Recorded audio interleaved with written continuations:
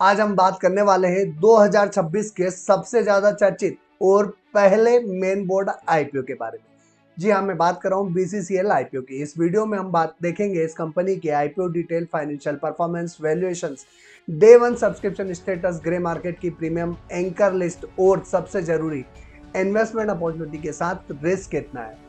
तो वीडियो को एंड तक जरूर देखिएगा। वीडियो शुरू करें उससे पहले अगर अभी तक आपने हमारा चैनल सब्सक्राइब नहीं किया तो जल्दी से चैनल सब्सक्राइब करके बेल आइकॉन प्रेस कर दीजिएगा। तो चलिए शुरू करते हैं आज का आईपीओ रिव्यू। सबसे पहले आईपीओ डिटेल समझते हैं। बीसीसीएल यानी भारत कोकिंग कोल लिमिटेड कोल इंडिया की 100% सब्सिडरी कंपनी है।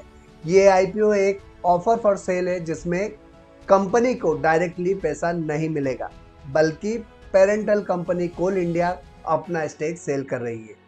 ये कंपनी कोकिंग कोल मैन्युफैक्चरिंग करती है।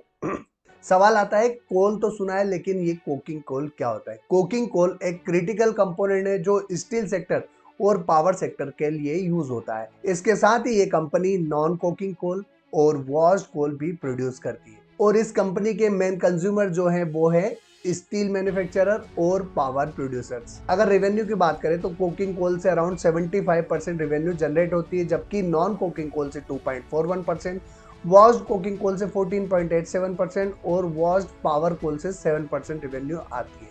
मतलब हम ये कह सकते हैं कि इस कंपनी का प्राइमरी प्रोडक्ट कोकिंग कोल है। अगर बात करें कौन सी इंडस्ट्री में कितना सप्लाई करती है तो पावर इंडस्ट्री में अराउंड 77.61%, स्टील इंडस्ट्री में अराउंड 2.21%, जबकि फर्टिलाइजर इंडस्ट्री में 1.03% और ओन वॉशरीज में 14.94%, जबकि अदर सेक्टर्स में 4.21% का सप्लाई करती है। और बीसीसीएल के पास इंडिया की कोकिंग कोल का करीब 7910 मिलियन कोकिंग कोल रिजर्व्स है। इस कंपनी की जो कोल माइंस है वो दो जगह पर है। पहली है झारखंड में जो 252.88 स्क्वायर किलोमीटर में फैली हुई है, और दूसरी वेस्ट बंगाल में जो 35.43 स्क्वायर किलोमीटर में फैली हुई है। कंपनी के पास टोटल 34 माइंस है, जिनमें से 26 जो है वो ओपन कास्ट माइंस है, 4 अंडरग्राउंड माइंस है और 4 मिक्स्ड माइंस है। कंपनी इंडिया की 58% कोकिंग कोल प्रोड्यूस करती है। बात करते हैं कंपनी के आईपीओ का प्राइस बैंड की, जो 21 रुपीज से 23 रुपीज के बीच रखा गया है। इस कंपनी का आईपीओ साइज 1071 करोड़ का है। इस कंपनी का आईपीओ 9 जनवरी के दिन ओपन हुआ है, 13 जनवरी तक खुला रहेगा और 16 जनवरी के दिन लिस्टिंग होने वाली है। एक बार इस कंपनी के फाइनेंशियल्स का रिकेप कर लेते हैं। अब बात करते हैं कंपनी के फाइनेंशियल्स की, जहां पर बीसीसीएल एक एस्टेब्लिश्ड कोकिंग कोल प्रोड्यूसर है जो स्टील इंडस्ट्री को सप्लाई करती है। कंपनी ने पिछले कुछ सालों में स्ट्रॉन्ग रेवेन्यू नंबर्स रिपोर्ट किए हैं और प्रॉफिट भी कंसिस्टेंट रहा है। लेकिन माइनिंग बिजनेस होने की वजह से अर्निंग कमोडिटी प्राइसेस और प्रोडक्शन पर काफी डिपेंड करती है। ओवरऑल फाइनेंशियल स्टेबल दिखते हैं। बात करते हैं कंपनी की वैल्यूएशंस की। अगर वैल्यूएशंस की बात करें तो बीसीसीएल आईपीओ का पी रेशियो कंपैरेटिवली रीजनेबल माना जा सकता है। जब हम इसे दूसरी माइनिंग और मेटल कंपनी से कंपेयर करते हैं तो लो वैल्यूएशन मल्टीपल इस आईपीओ को लॉन्ग टर्म इन्वेस्टर्स के लिए अट्रैक्टिव बना सकते हैं। लेकिन सिर्फ वैल्यूएशंस के आधार पर डिसीजन लेना सही नहीं होगा, जिसके लिए हम एक बार कंपनी के आईपीओ की डिमांड देख लेते हैं। जहां अगर हम डे वन के सब्सक्रिप्शन की बात करें तो नंबर काफ़ी स्ट्रांग है। ये कंपनी का आईपीओ पहले 30 मिनट में ही फुल्ली सब्सक्राइब हो गया था और डे वन पर 8 टाइम सब्सक्राइब हो चुका है, जहां रिटेल इन्वेस्टर का रिस्पांस काफ़ी पॉजिटिव रहा और नॉन इंस्टीट्यूशनल इन्वेस्टर्स यानी एनआईआई ने भी हेवी इंटरेस्ट दिखाया है। इसका मतलब मार्केट सेंटिमेंट आईपीओ के लिए काफ़ी बुलिश लग रहा है। लेकिन क्यूआईबी का थोड़ा सुस्त रिस्पांस था। हालांकि क्यूआईबी का रिस्पांस लास्ट डे पर ही सभी आईपीओ में ज़्यादा बेहतर पता चलता है।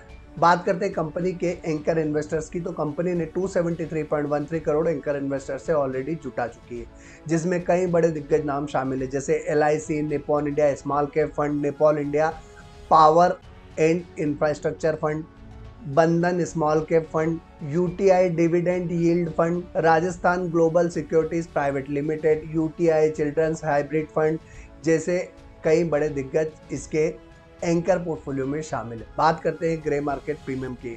बीसीसीएल आईपीओ का जीएमपी इशू ओपन होते ही स्ट्रॉन्ग प्रीमियम के साथ ट्रेड कर रहा था, जहां 70% के अराउंड प्रीमियम थी, जो बाद में घटकर 43.48% पर आ चुकी है।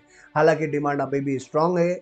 ये मार्केट में आई गिरावट के कारण भी इसकी डिमांड कम होती हुई दिख सकती है। जीएमपी ये इंडिकेट करता है कि मार्केट लिस्टिंग गेन की एक्सपेक्टेशन कर रहा है, लेकिन याद रखिए जीएमपी के आधार पर किसी भी आईपीओ में निवेश मत कीजिएगा, क्योंकि जीएमपी कभी भी किसी आईपीओ की लिस्टिंग की गारंटी नहीं होती। ये सिर्फ एक सेंटिमेंट इंडिकेटर है। इन्वेस्टमेंट रिस्क, अब थोड़ा रिस्क के बारे में बात करना जरूरी है। सबसे पहला रिस्क जो है इसके साथ कमोडिटी प्राइस फ्लक्चुएशंस।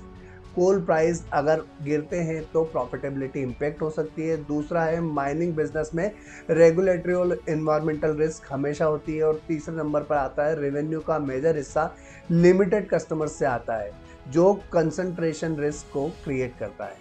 फाइनल, इस कंपनी के आईपीओ में निवेश करना है या नहीं। तो दोस्तों कंक्लूजन ये है, बीसीसीएल आईपीओ में पॉजिटिव साइड है स्ट्रॉन्ग सब्सक्रिप्शन, रीजनेबल वैल्यूएशंस और सॉलिड जीएमपी। नेगेटिव साइड है साइक्लिकल सेक्टर और ऑपरेशनल रिस्क। अगर आप लिस्टिंग गेन के लिए अप्लाई कर रहे हो या लॉन्ग टर्म प्रोस्पेक्टिव के साथ, ये IPO quality growth story category में आता है। हाइप से ज्यादा फंडामेंटल्स और वैल्यूएशंस काफी बेहतर है। बट आप मेरे डिसीजन पर अपना डिसीजन ना लें। अपना डिसीजन सोच समझकर, अपने फाइनेंशियल एडवाइजर से कंसल्ट करके, खुद की रिसर्च करके और अपनी फाइनेंशियल कंडीशन देखने के बाद लीजिएगा। तो दोस्तों ये आईपीओ रिव्यू आपको कैसा लगा, पसंद आया हो तो लाइक जरूर करें और अपने दोस्तों के साथ शेयर करें। तो आप क्या करने वाले हैं इस आईपीओ में, अप्लाई या अवॉइड, कमेंट में जल्दी से टाइप करके बताइए। तो आज के लिए इतना ही, फिर मुलाकात होगी एक और जबरदस्त कंपनी के आईपीओ रिव्यू के साथ। तब तक के लिए जय हिंद।